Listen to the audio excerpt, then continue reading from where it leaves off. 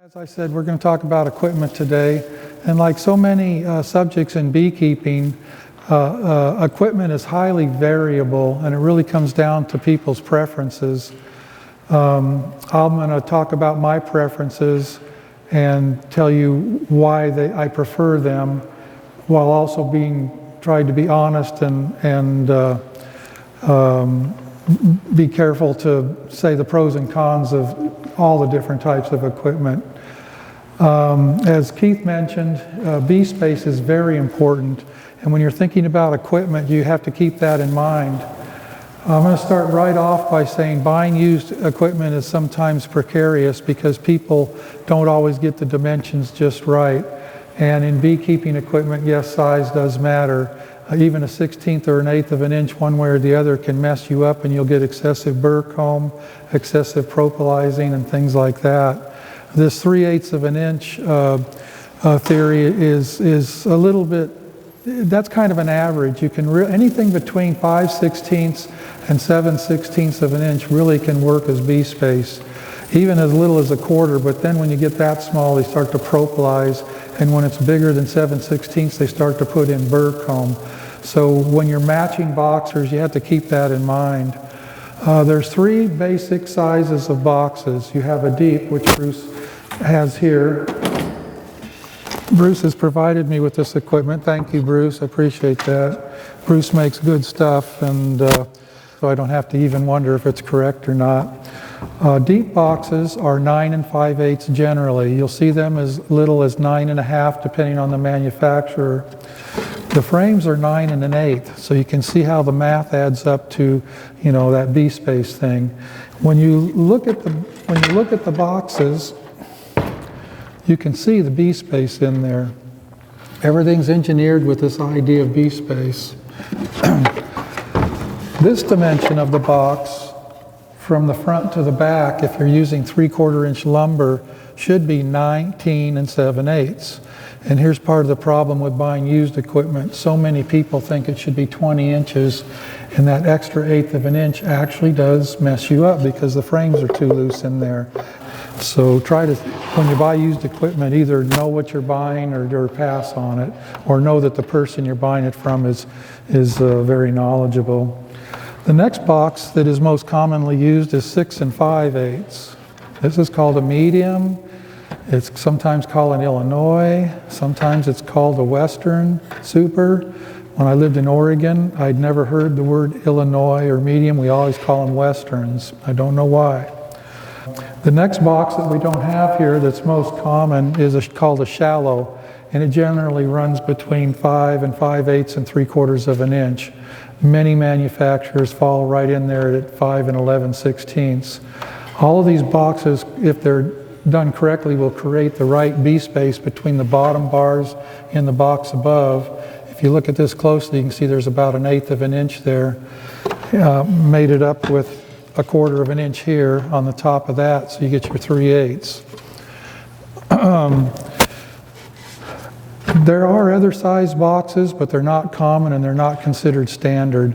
A lot of commercial beekeepers also use a box that measures at 7 5/8.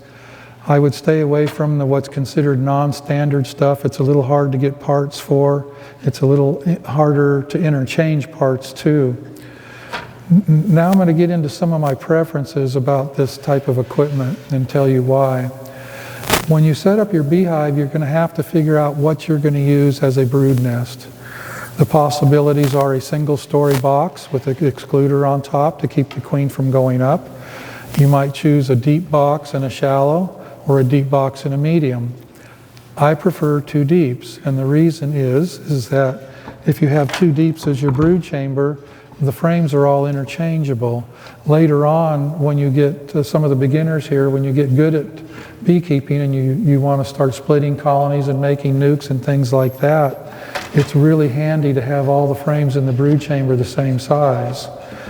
Also, in a double deep colony, you have a lot more food, so they're less apt to starve in the spring. And they're also less apt to swarm because they have more space. We'll be talking about swarming later in the day. But that's my preference, and that having been said, there's also good points to having, say, a deep and a medium or a deep and a shallow. This box will be mostly brood. The bottom box is mostly brood with some honey in the active season. And this upper box can have a lot more honey in it and less brood. A deep box can be quite heavy when it's full of honey. Some of the ladies in the audience might not want to lift up 80 pounds when they're taking the top box off. This box right here, a medium full of honey, might weigh 50 when it's completely full. That would include the weight of the equipment frames and the honey. A shallow, which is around 5 5/8 to 5 3/4, will weigh in at about 40 pounds. So that's something to consider. Now, something that Bruce doesn't have here, I don't know if do you stock 8-frame equipment, Bruce? Yes. You do. Okay, 8-frame equipment. These boxes have 10 frames in them, and these days the size that holds 8 frames is becoming more and more common, especially with ladies that don't want to lift the heavy load. And that measures 14 inches across the front. Of course, all the other dimensions are the same, so the frames still fit, the same frames fit 8-frame equipment. There's pros and cons to 8-frame equipment. As I mentioned, the boxes are lighter. Some people will report that they think the bees do better in them. It's more like their natural cavity that they might find in a hollow tree or something. And they make more honey. One of the reasons I think people think they make more honey is there's less room to put honey in the bottom, so obviously more of it has to go up. One of the drawbacks, of course, would be that you have to watch for starving in the spring a little more carefully than you would with 10-frame equipment, because that 2 or 4, if you have 2 boxes, frames of honey is a substantial amount of weight and can be the difference between starving and not. And of course, the other thing is swarming. You know, when a colony gets confined in the spring, that's when they start building swarm cells and getting ready to swarm. So 8-frame equipment is very common with commercial beekeepers that want to get more bees on a truck. You can actually get another 10%, colony numbers on a semi-truck. So for that reason, many commercial beekeepers use them also. Now, obviously, most people won't choose to use the deep box as an extracting super, or what we would call maybe a surplus super, the honey that's going to be above the brood nest that you would take for yourself. My preferred size is the medium. The reason I like a medium is it's not as heavy as a deep, but I like to be efficient also. Every time I handle a box full of frames with that extra inch of depth, I don't know, I haven't done the math, maybe 15 or 20% more honey has been handled with the same movement. And then of course you got to consider the cost of the equipment too. The cost of a medium and the frames is really, really close to the same as a shallow. So, if you want to be efficient with your money, that's something to consider. Bruce, these look like Man Lake frames to me, are they? Yeah. There's many manufacturers of frames and foundation. There's Date Ant, there's Man Lake, Peerco makes foundation, Walter T. Kelly, or now it's called Kelly Beekeeping in Kentucky. And I like the Man Lake equipment because I think they do a better job of making it. It's smoother, less splinters and things like that. But what's really important isn't as much about the frame as it is about the foundation. Buying from Date Ant, they call it Plasticell. If you buy from Man Lake, they call it Right Cell. Other companies there's a Peerco brand. There's several brands. I actually prefer the Man Lake brand of plastic foundation because the bees like it better. It's real simple. When over the years, I've had all these manufacturers in my colonies, and the bees always take to the Right Cell from Man Lake better. It's because the wax is usually more uniformly coated on there. It needs to be wax coated for the best performance. And also the cell depth is just a little deeper than the other plastic foundation, so I prefer Man Lake.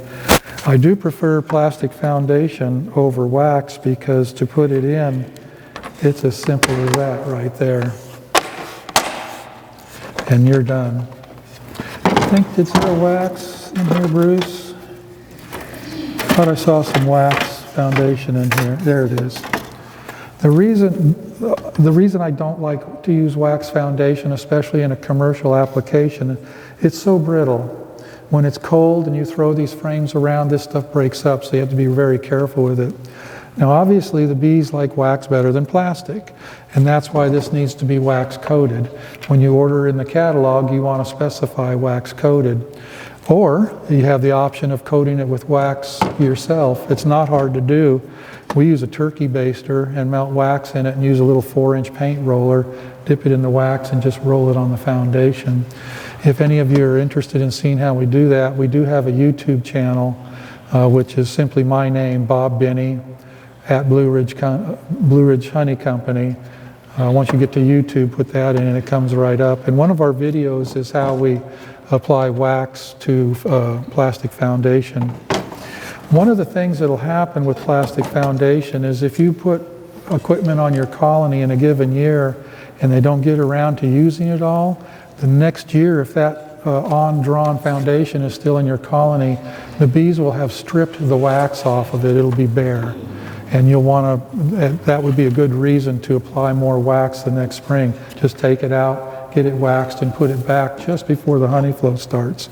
If you put it in too early, they can once again strip the wax off of it. So you want to put freshly waxed foundation in, ideally just before the honey flow begins. In this neighborhood, I would say that's probably who's local? Bruce, 1st of April, is that a good guess right here in this neighborhood? Once they get into a nectar flow, they don't strip wax off of anything. They start adding wax. And when you're, a good sign, like Keith mentioned earlier, a good sign of the nectar flow starting is on the top bars, on the top of your boxes, you'll start to see white wax appear. And it's not long after that before they start drawing out the foundation. Now Bruce has put some other stuff in here that's kind of interesting. Here you can buy frames that are completely plastic. And some people prefer them because they're indestructible, basically. You can throw them around and they don't break. Again, there's pros and cons to them. If you look at this closely, you can see there's a lot of little spaces, little gaps in there where hive beetles can hide. And that's one of the reasons I don't like them. I know many of you are brand new, and the hive beetle is something you may not have even heard of. It's a little critter that can get into your colony and cause mischief. They like to eat pollen and brood and lay eggs, which turn into larvae that can make quite a mess. So I like to do everything possible to keep them at bay without having to put chemicals in my colony. It's one of the main reasons I don't use these. I do, however, make one exception, and that is this frame right here. These green frames are drone frames. And if you look at them closely, you'll see the cells are larger. Drone comb always has bigger cell sizes because the drones require that. One of the reasons I like to put one of these in every colony is because if you don't give the bees a place to rear drones in the spring, they will make a place. They will take a good worker cell foundation like this and they'll carve out corners and make it into drone brood. I like to keep all my worker comb or all my brood comb pretty good, pretty drone free. It's impossible to do it 100% and not necessary to do it 100%. And my reasoning for that is that this time of year the bees are trying to build up. They're just starting to brood up, their brood nest is expanding, and if you have cells of drone in the middle, they have to keep that warm too, even though they're not rearing any drones there. If you have a big patch of drone brood cells in the middle of your nice worker comb, in the middle of your brood nest, the bees have to keep that warm also. So I like to give them another separate frame, keep it close to the wall, and trust me, when they want to use it, they will move over to the wall and use it. You almost always in a good strong colony see burr comb between the boxes where they create even more drones. And that's easily scraped off when the season's over. You can get rid of that stuff. But if they've carved it out in your worker comb, you're not going to get rid of it. Any questions about that? Okay. You might have noticed that one of these was black. The common colors are black, white, and yellow for foundation. The reason that someone might choose to use black is because when a yellow or a white is brand new, for a beginning beekeeper, it can be challenging to see the eggs and the very small larvae in the bottom of the cell. If you have black, it's much easier to see it. The bees like black and the bees like yellow. They don't do as well on white. And I think it's because of the light reflecting off that very light plastic. The bees want it dark in there, and even a little bit of light coming in the entrance can show up on white foundation, if that makes sense. I noticed this one's waxed nicely. Where did your black come from? What manufacturer? Man Lake, okay. Yeah, Man Lake does a good job on foundation. This white one says Pirco on it. So Pirco is another good manufacturer. They're in California. They do a good job too. There's another reason I don't care for the plastic, full, complete plastic frames, and that is if you put a plastic frame on above, in the box above, a plastic frame below, you'll see excessive burr comb between the two pieces of plastic. Don't know why that is. It's just the bees tend to do that much more when plastic is facing each other. Another reason for not using white is that if you use a screened bottom board, you automatically have more light coming up through the screen. And if you have white, you'll see that the bees won't draw it anywhere close to the bottom. I have to assume that's because of the white color, because black or yellow, they'll draw it closer to the bottom. I'm going to get into bottom boards in a minute and talk about pros and cons of solid and screened, and one of the drawbacks is a light problem and not getting your comb drawn out to the bottom bar, and white's the worst. When you're doing wax, Bruce has here what's called crimp wire foundation. Some of you that aren't very close can't see. There's wires going up and down. That foundation comes with that wire embedded in it. You can buy what's called medium brood wax foundation, which has no wire in it. When I first got started 40 years ago, that's what we used.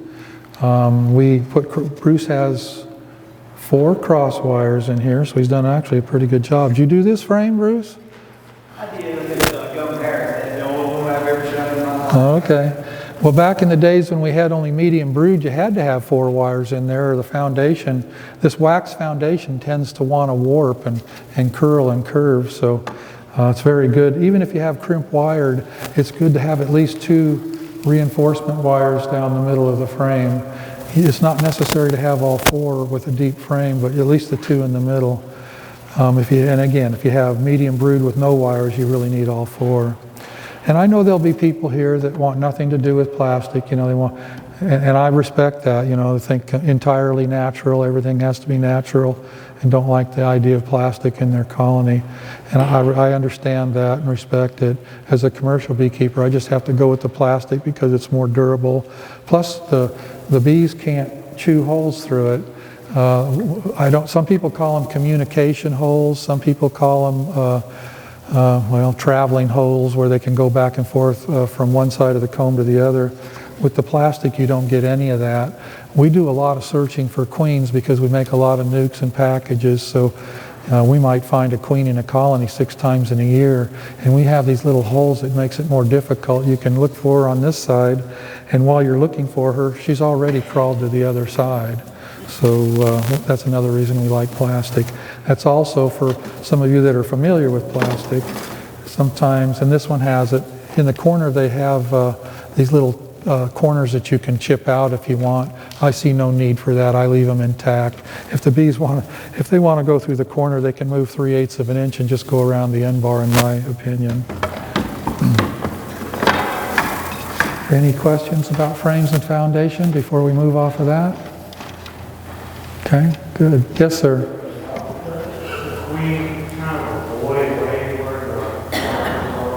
Yes, the queen will also avoid laying where light is encroaching in the colony. Yeah. Okay, so deep, shallow. Let's talk about bottom boards for a minute. Yes, sir. With the wax frame, if you didn't have the 2 supporting wires, does the curvature make that much difference? The wax won't warp or curve at all. Is that the question? Well, you said said the wax, like the cream wire, it does curve if you don't have the supporting. Absolutely. It will in a deep especially. In a shallow, it's not too bad because the space is only 4 3/4 inches in there.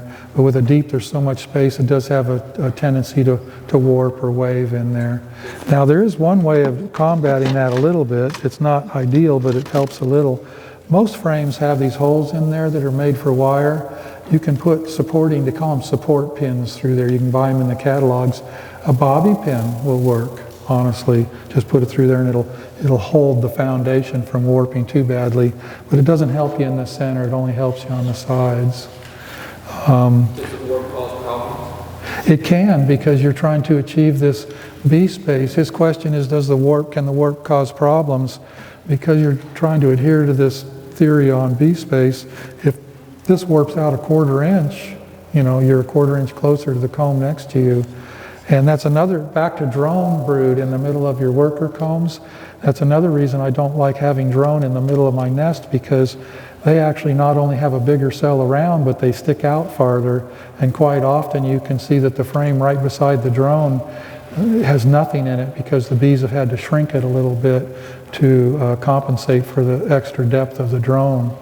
So yeah, back to bee space, just keep it in mind in everything you do. There's a lot of types of bottom boards.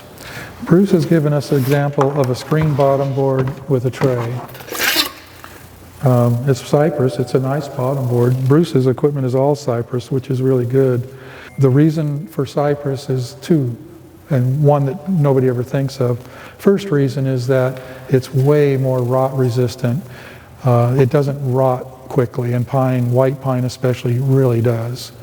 If you want to get around that with white pine, you can paint it or soak it in linseed oil, and that'll stop that. So we use linseed oil in our white pine boxes for soaking and weather protection, and then we let it weather a long time. We actually leave the boxes out in the sun and the rain for months and then paint them and use them. We let them weather. And then the other thing about cypress is it's a little bit harder wood. So when you're prying these boxes apart, sometimes the corners can fatigue with the very soft wood like white pine and ponderosa. You have less of that with cypress. The main drawback to cypress is it's hard to put together, a little harder to put together. I won't say hard, I'll just say a little harder. It's a little more prone to split when you're driving nails and screwing, so if you're buying it knocked down and assembling it, you might consider putting pilot holes in cypress so you don't split it, whereas with the pine, that's not as necessary. Now Bruce is using a joint called, I call it a dado joint, rabbit joint, yeah. A lot of the manufacturers use finger joints where the corners come together like that, and there's pros and cons to both.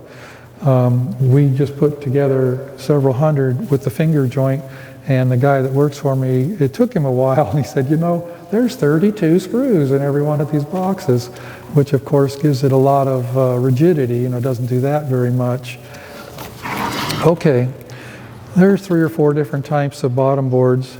This is a screened bottom board, has 1/8 inch screen in it.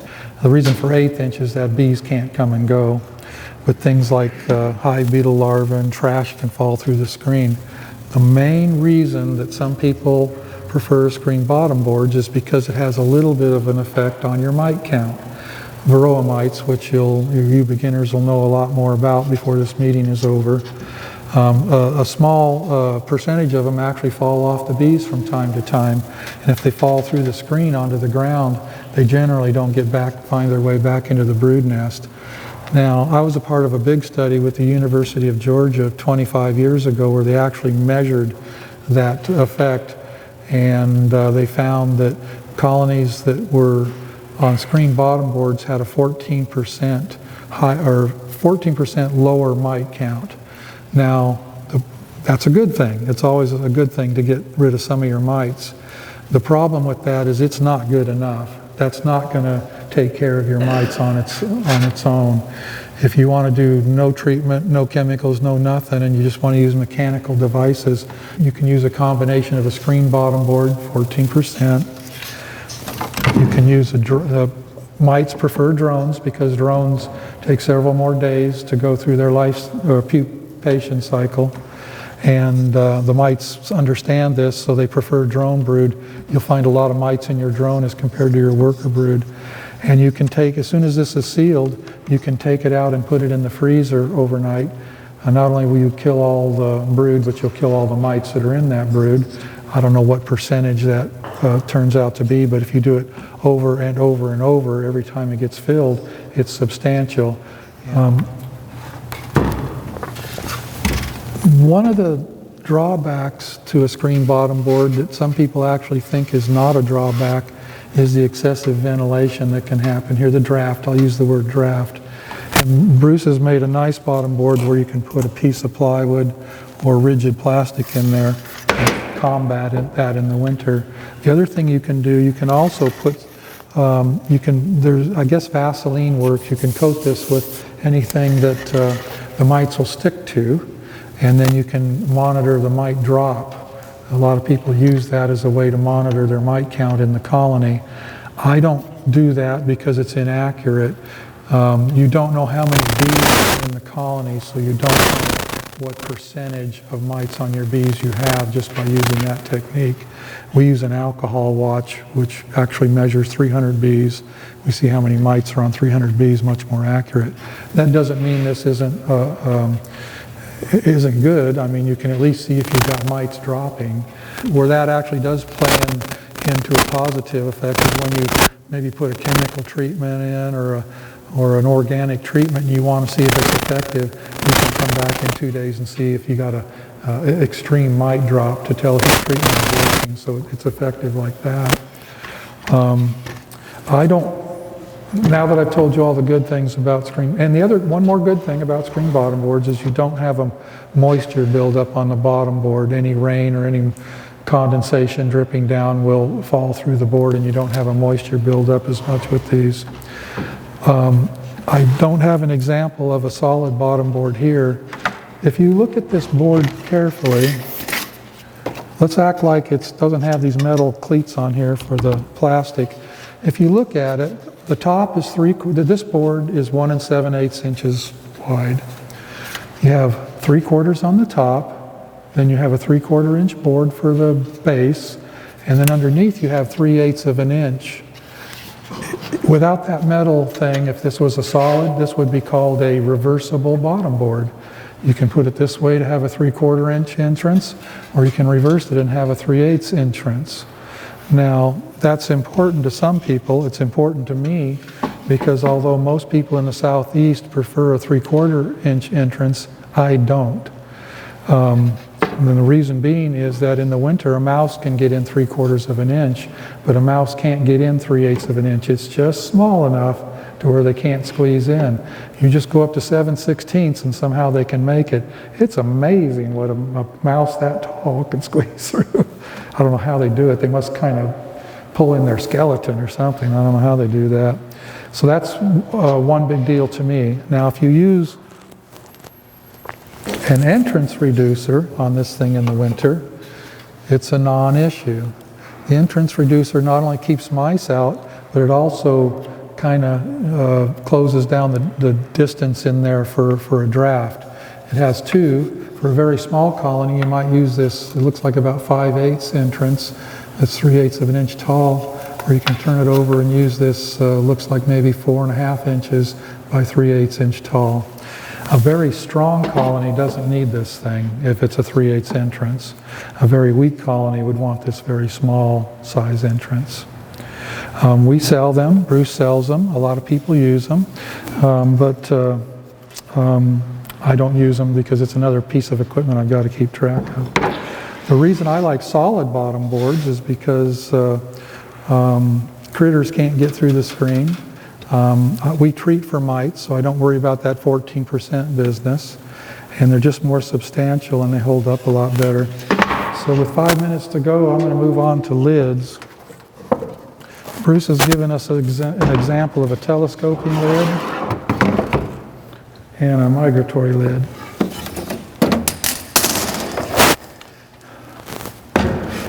If you use a telescoping cover, the reason they call it telescoping is the rim that goes around it. Not exactly the right word for it, but it works. If you use one of these, you really have to have an inner cover because whatever's on top of this box, the bees are going to glue it down with propolis. If you use this without an inner cover, you can't get the hive tool in there and bust this thing off.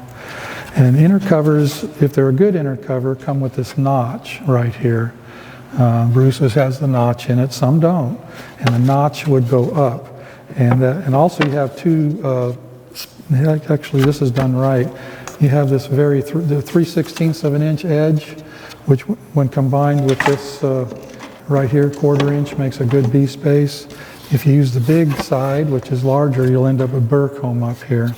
So you want to keep the notch up, and the telescoping cover goes right on top of it. For people that are not moving their bees around, I think that's probably preferable. The other cover that he has here is a migratory cover with a hole in it. The advantage to that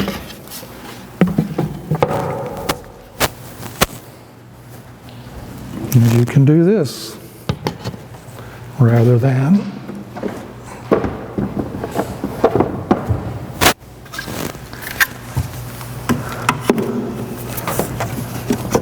this. This works, but it's got some definite drawbacks. Bees can get in, and robber bees can get in there and rob sugar out, and it can cause quite a fight.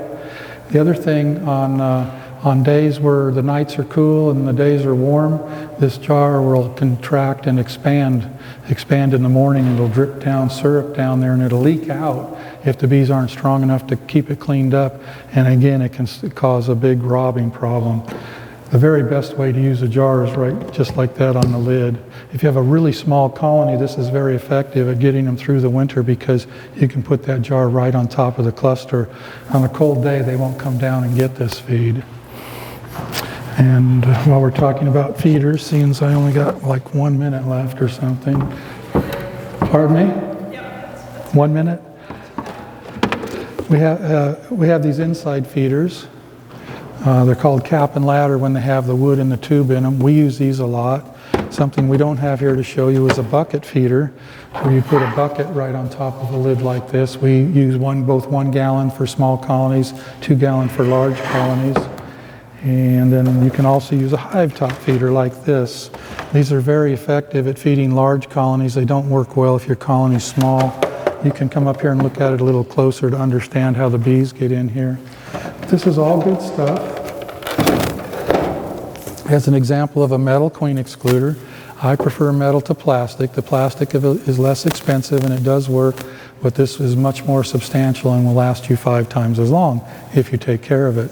If a wire gets bent, the queen can squeeze through, so you got to be very careful not to just throw these around and let these wires get bent. I think I'm completely out of time. Okay, thank you.